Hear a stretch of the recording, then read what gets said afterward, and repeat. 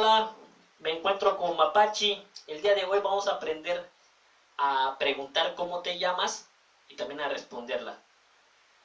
También vamos a aprender a preguntar cómo estás y también a responder la pregunta en maya español.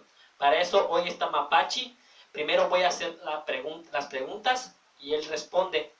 Luego él va a estar haciéndome las preguntas y yo voy a responder. Vamos a hacer el ejemplo. Bish acaba.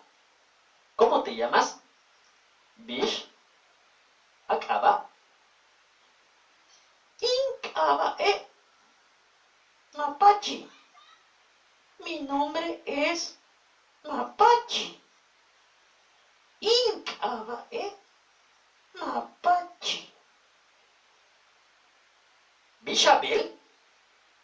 ¿Cómo estás? Bish Abel. Malo. Bien. Malo. Muy bien. Ahorita vamos a hacer al revés. Vamos a hacerlo al revés. Mapachi va a hacer las preguntas y yo voy a estar respondiéndolas. ¿Ok? Bish acaba. Incabae Carlos.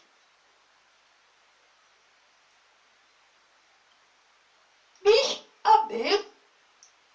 ¿Cómo estás? Malo. Bien. Con esto nos vamos a despedir.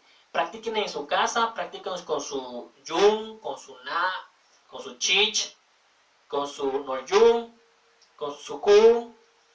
Practiquen ahí con su familia, ¿sí? Nos despedimos. Nip Olal. Muchas gracias. Nip Olal.